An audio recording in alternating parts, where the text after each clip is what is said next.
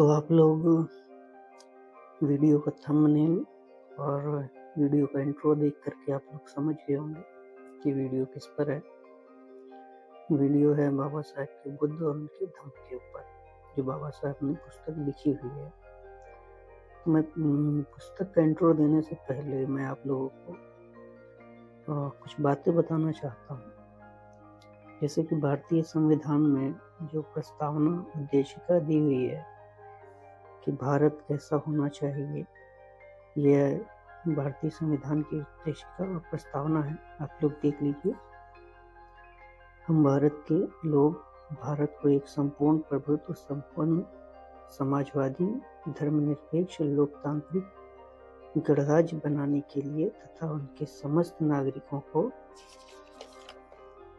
सामाजिक, आर्थिक और राजनीतिक न्याय, विचार, अभिव्यक्ति, विश्वास, धर्म और उपासना की स्वतंत्रता, प्रतिष्ठा और अवसर की समता प्राप्त करने के लिए तथा उन सब में व्यक्ति की गरिमा और राष्ट्र की एकता और अखंडता सुनिश्चित करने वाली बंधुता बढ़ाने के लिए दृढ़ संकल्प होकर अपनी संविधान सभा में आज तारीख 26 नवंबर 1949 ईस्वी को मिति मार्गशीर्ष शुक्ल सप्तमी संवत 2006 विक्रमी को एतद द्वारा इस संविधान को अंगीकृत, अधिनियमित और आत्मार्पित करते हैं। तो बुद्ध और उनका धम्म पुस्तक जो बाबा साहब ने लिखी, उसमें उन्होंने ये बताया कि बाबा साहब ने कि बुद्ध और उनका धम्म कैसा था और अब नौ बौद्ध उपासक भिक्षुगण उसको कैसे पालन करें। मैं मेरी वीडियो को शुरू करने से पहले आप लोगों को इंडियन कॉन्स्टिट्यूशन का अपना लीगल डिस्क्लेमर दिखा देता हूँ, जो हमारा फंडामेंटल राइट है। ये हमारा वीडियो का जो हमारे कॉन्स्टिट्यूशन का जो फंडामेंटल राइट है वो आप लोग देख सकते हैं। इस पे वीडियो पे आपको स्क्रीन पे दिख रहा होगा। बुद्ध धम्म में इतने वर्षों के उसमें वक्त में बहुत सारी चीजें लोगों ने जोड़ दी हैं, जिसमें लोगों को समझने में भ्रम होता है। जैसे कि क्या बुद्ध आत्मवादी थे, क्या बुद्ध ईश्वरवादी थे, क्या बुद्ध पुनर्जन्म में विश्वास रखते थे, क्या 29 वर्ष की उम्र में उन्होंने एक वृद्ध पुरुष को देखा, क्या एक रोगी को देखा, एक मृत की लाश देखी, जैसे कई प्रश्न हैं। इन्हीं सारे प्रश्नों का उत्तर ये बुद्ध और उनका धम्म पुस्तक है, जिसको लिखने वाले हमारे डॉक्टर बाबा साहेब अम्बेडकर हैं। चलिए अब इंट्रो शुरू करते हैं, परिचय देते हैं कि बाबा साहब ने क्या लिखा है बुद्ध और उनके धम्म में।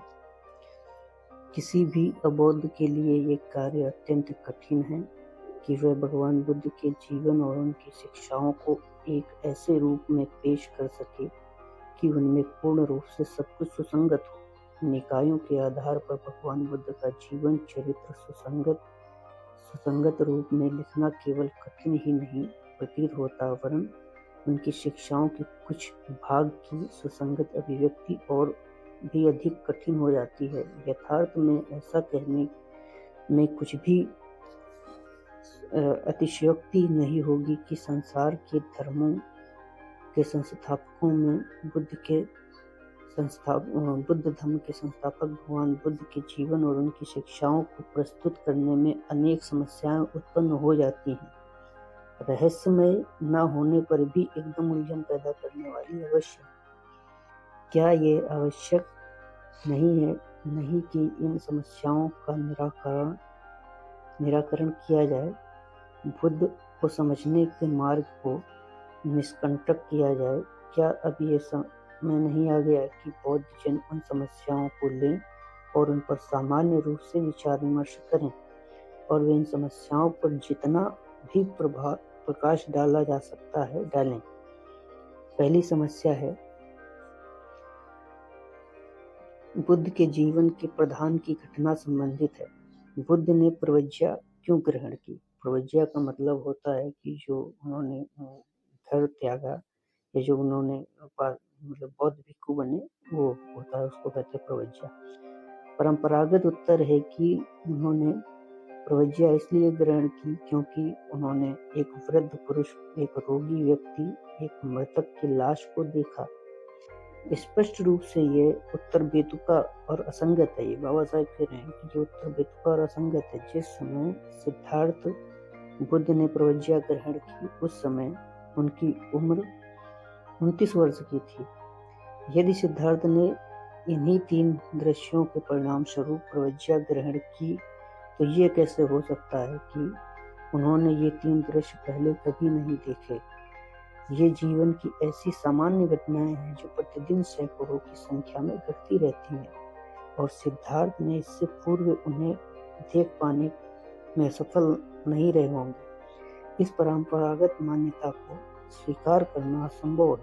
29 वर्ष की आयु होने पर सिद्धार्थ ने उन्हें पहली बार देखा, यह व्याख्या विश्वसनीय और तर्कसंगत नहीं है। किंतु यदि यह प्रश्न उत्तर नहीं है, तब यथार्थ उत्तर क्या है? दूसरी समस्या 4 आर्य सत्यों द्वारा उत्पन्न होती है। क्या ये बुद्ध के मूल शिक्षाओं के ही भाग हैं? जीवन संभवतः दुख है।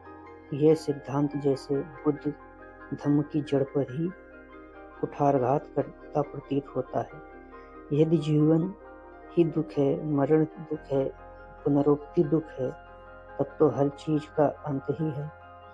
ना ही धम्म और ना ही दर्शन व्यक्ति को इस संसार में सुख प्राप्त करने में सहायक हो सकते हैं। यदि दुख से मुक्ति नहीं, तो फिर धम्म भी क्या कर सकता है? बुद्ध भी इस आदमी को उस दुख से मुक्ति दिलाने में क्या कर सकते हैं? क्योंकि जन्म स्वयं ही सदा दुखमय है। ये 4 आर्य सत्य बौद्धों और बौद्ध धर्म स्वीकार करने के मार्ग में बड़ी बाधा है, क्योंकि 4 आर्य सत्य आदमी को आशा से वंचित करते हैं। ये आर्य सत्य भगवान बुद्ध के धम्म के सिद्धांत के निराशावादी सिद्धांत बना देते हैं। क्या ये 4 आर्य सत्य भगवान बुद्ध के मूल सिद्धांत के भाग हैं, अथवा ये बाद के भिक्षुओं द्वारा की गई अभिवृद्धि है?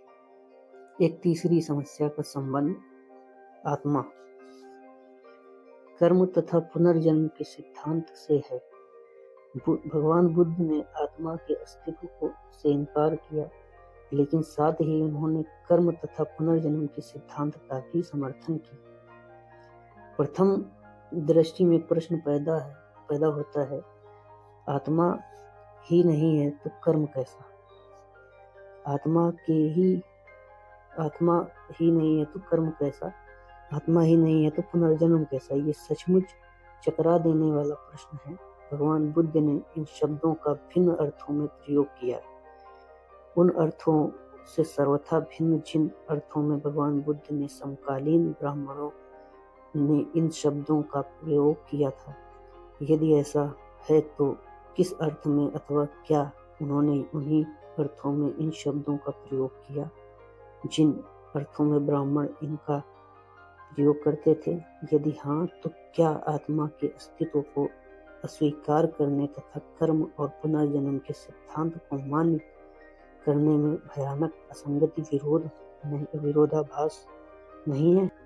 एक चौथी समस्या भिक्षु को ही लेकर है। भगवान बुद्ध द्वारा भिक्षु संघ की स्थापना का क्या उद्देश्य था? क्या उनका उद्देश्य एक परिपूर्ण मनुष्य का निर्माण था, अथवा उनका उद्देश्य ऐसे समाज सेवकों की रचना करना था जो लोगों की सेवा में उनके मित्र, मार्गदर्शक और दार्शनिक के रूप में समर्पित हों?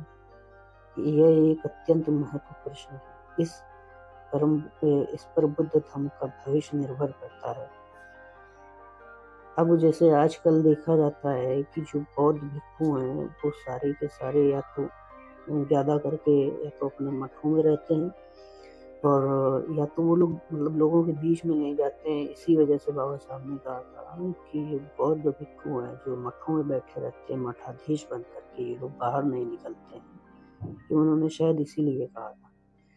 चलिए आगे शुरू करते हैं। यदि भिक्षु केवल एक परिपूर्ण मनुष्य मात्र है, तो उसका धम्म प्रचार के कार्य में कोई उपयोग नहीं है, क्योंकि यद्यपि परिपूर्ण मनुष्य है तो वह एक स्वयं तक सीमित स्वार्थी आदमी है।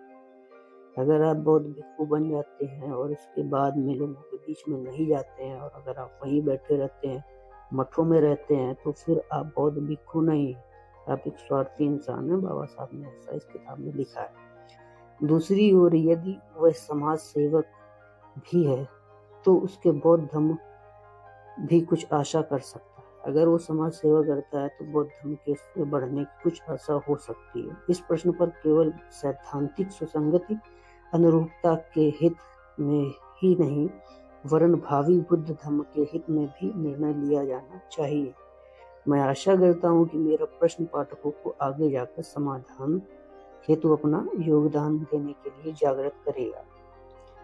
अब बाबा साहब अपने जीवन के बारे में इसमें बताना शुरू करते हैं। मुझसे एक प्रश्न हमेशा पूछा जाता है कि मैं इतने उच्च स्तर की शिक्षा कैसे प्राप्त कर सका, तथा दूसरा प्रश्न कि मेरा झुकाव बौद्ध धर्म की ओर क्यों हुआ।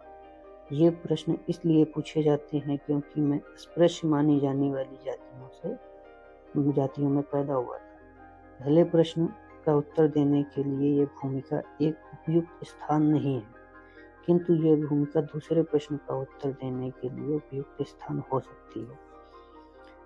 सीधा सा उत्तर है कि बुद्ध के धम्म को सर्वश्रेष्ठ मानता हूँ। कोई भी अन्य धर्म इसकी तुलना नहीं कर सकता है। यदि विज्ञान को जानने समझने वाले किसी आधुनिक व्यक्ति को कोई धर्म ग्रहण करना है तो वह बौद्ध धर्म ही हो सकता है। मुझ में यह अटूट विश्वास 35 वर्षों से सभी धर्मों को सूक्ष्म अध्ययन करने के पश्चात दृढ़ हुआ है। बाबा साहब ने जब ये कहा था कि मैं धर्म बदल लूंगा, उसके बाद में उन्होंने काफ़ी सारे धर्मों के बारे में पढ़ाई की। पढ़ाई करने के बाद में उन्होंने बौद्ध धर्म को चुना। बौद्ध धर्म के अध्ययन की ओर मैं कैसे प्रवृत्त हुआ, इसकी एक अलग कहानी है। पाठकों को जानने के लिए यह रोचक हो सकती है। यह सब यूं हुआ। मेरे पिताजी एक सैनिक अधिकारी थे। बाबा साहब अपने घर के जीवन में जो उनके साथ हो रहा था उसके बारे में बता रहे हैं। अधिकारी थे, साथ ही एक धार्मिक व्यक्ति थे। उन्होंने मेरा पालन पोषण अत्यंत कड़े अनुशासन में किया था। अल्पायु से ही मैंने अपने पिताजी के धार्मिक जीवन में कुछ अंतर विरोध पाए। हालांकि पिताजी कबीरपंथी थे। जो बाबा साहब के पिताजी थे वो कबीरपंथी थे। मूर्ति पूजा में विश्वास नहीं करते थे। वे कबीर पंथ की पुस्तकें पढ़ते थे। साथ ही वे मुझे, मेरे भाई बहनों को श्रोताओं को प्रतिदिन सोने से पहले महाभारत व रामायण के कुछ अंशों को पढ़ने को बाध्य करते थे। मतलब मजबूर एक तरह से करते थे उनके पिताजी की, पढ़ो ये धार्मिक किताबें हैं। यह सिलसिला कई वर्षों तक चलता रहा। जिस वर्ष मैंने अंग्रेजों के चौथे स्टैंडर्ड की परीक्षा उत्तीर्ण की तो मेरे सजातीय लोग मुझे बधाई देने के लिए उस अवसर पर एक सार्वजनिक सभा आयोजित करना चाहते थे। अन्य जातियों में शिक्षा की अवस्था की तुलना करने के लिहाज से जश्न मनाने का यह आयोजन मुश्किल से ही उपयुक्त अवसर था, किंतु आयोजनकर्ताओं ने यह महसूस किया कि उनके समुदाय में इस स्थान तक पहुंचने वाला मैं प्रथम लड़का था। वे अनुमति लेने के लिए मेरे पिताजी के पास गए। मेरे पिताजी ने ये कहते हुए साफ इनकार कर दिया कि इससे तो लड़के का दिमाग 7वें आसमान पर चढ़ जाएगा। आखिर उसने सिर्फ एक परीक्षा उत्तीर्ण करने के अलावा किया ही क्या है। ये उनके पिताजी ने लोगों से कहा, जो लोग आए थे प्रोग्राम करने के लिए उनकी खुशी में, जो पास हुए थे बाबा साहब। इसलिए जो लोग इस अवसर पर उक्त आयोजन करना चाहते थे वे बड़े निराश हुए, किंतु उन्होंने हार नहीं मानी। वे दादा कैलुस्कर के पास गए, जो मेरे पिता के व्यक्तिगत मित्र थे, और उनसे हस्तक्षेप करने की याचना की, जिस पर वे सहमत हो गए। थोड़े से बहस मुबाहसे के बाद पिताजी मान गए और सभा आयोजित की गई। अपने भाषण के अंत में दादा केलेस्कर ने सयाजीराव ओरिएंटल श्रृंखला बड़ौदा के लिए बुद्ध के जीवन पर स्वयं द्वारा लिखी पुस्तक की प्रति मुझे भेंट की। मैंने बड़ी ही जिज्ञासा व रुचि से पुस्तक को पढ़ डाला और पढ़कर अत्यंत प्रभावित व द्रवित हुआ। वो जो बुद्ध की किताब दी थी, जो उनके पिताजी के मित्र थे, उसको बाबा साहब ने पूरी बुक पढ़ डाली। मैंने ये पूछना शुरू कर दिया मेरे पिता से, हम सबको बौद्ध साहित्य से परिचित क्यों नहीं कराते और हमें महाभारत और रामायण पढ़ने के लिए इतना जोर क्यों देते हैं, जो ब्राह्मणों तथा क्षत्रिय की महानता और शूद्रों एवं अछूतों की निष्कृष्टता को प्रतिपादित करने वाले वृत्तांतों से भरे पड़े हैं। मेरे पिता को ये प्रश्न अच्छा नहीं लगा। उन्होंने सिर्फ इतना ही कहा, तुम्हें वैसा ही करना चाहिए जैसा तुम्हें कहा है। मेरे पिता एक रोमन पैट्रियार्क अर्थात पितृसत्तात्मक स्वभाव के व्यक्ति थे और अपने बच्चों पर अत्यंत कड़ा एवं नियंत्रित अनुशासन इस्तेमाल करते थे। उनसे थोड़ा सा स्वतंत्रता पूर्वक व्यवहार सिर्फ मैं ही कर सकता था, और वह भी इस कारण कि मेरी माँ मुझे बचपन में ही बुआ जी की देखभाल में छोड़कर चल बसी थी। इसलिए कुछ समय बाद मैं वही प्रश्न दोबारा पूछ डाला। जाहिर है कि इस बार उत्तर देने के लिए पिताजी स्वयं को तैयार कर चुके थे। उन्होंने कहा, मैं तुम्हें महाभारत और रामायण पढ़ने के लिए जो कहता हूँ, इसका कारण ये है हम अस्पृश्य जाति से ताल्लुक रखते हैं और संभव है कि तुम्हारे अंदर हीन भावना पनप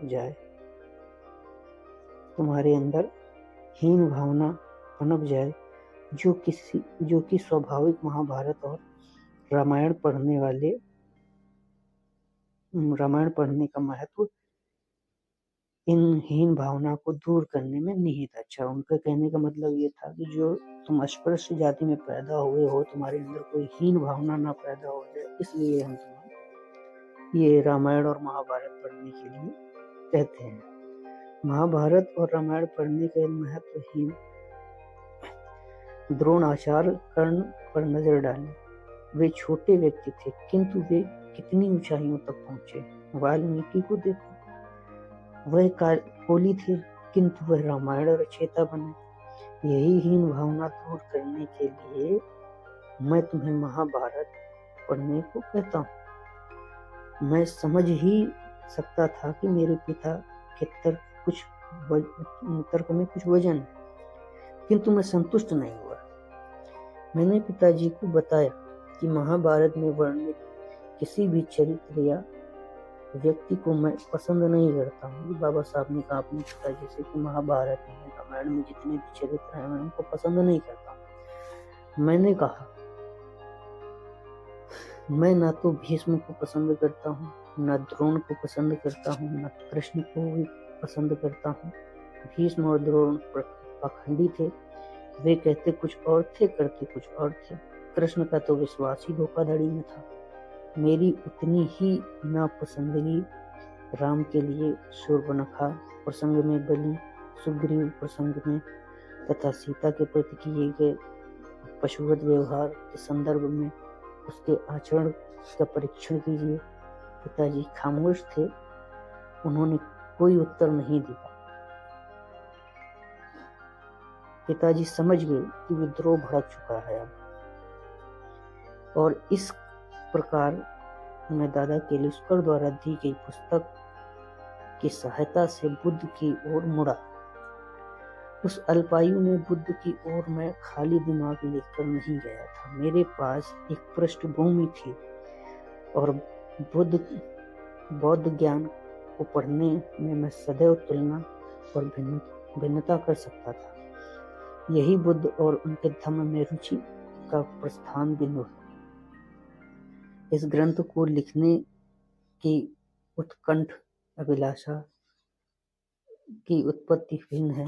महाबोधि सोसाइटी की पत्रिका ने मुझे सन 1951 के वैशाख दिशांत में के लिए एक अग्रलेख लिखने का आग्रह किया। उस अग्रलेख में मैंने ये दलील दी थी कि विज्ञान से जागरूक बने समाज के लिए ग्रहण किए जाने योग्य एकमात्र धर्म है बुद्ध का धर्म ही हो सकता है और जिसके बिना समाज निर्जीव हो जाएगा। मैंने ये भी जोर दिया था कि स्वयं को बचाने के लिए आधुनिक विश्व को स्वीकार किए जाने योग्य यदि कोई धर्म है तो वो बुद्ध का ही धर्म है। इस धर्म के प्रसार और विकास की धीमी प्रगति का कारण ये है कि इसका साहित्य इतना विशाल है कि कोई भी इसे पूर्ण रूप से पढ़ नहीं सकता। तो ये था बुद्ध और उनके धर्म का परिचय जो बाबा साहब ने किताब के अंदर इंट्रोडक्शन दिया था कि बुद्ध आत्मा में विश्वास रखते हैं कि नहीं रखते हैं, ईश्वर में रखते हैं कि नहीं रखते, पुनर्जन्म में रखते हैं कि नहीं रखते हैं। तो इससे हमें ये समझ में आता है कि जो बाबा साहब ने जैसे संविधान की प्रस्तावना या उद्देशिका दी है वैसे ही उन्होंने बुद्ध धर्म को समझने के लिए इसके उद्देशिका में चीज़ें लिखी है जिसको समझने से आप फिर आगे की किताब के अंदर क्या हो सकता है, कैसी चीज़ें होंगी आप समझ सकते हैं। तब तक के लिए अभी हमारा ये परिचय इसका समाप्त होता है। मैं अगले वीडियो में आऊँगा अब सिद्धार्थ के कुल को लेकर के। तब तक के लिए जय भीम, नमो बुद्धाय।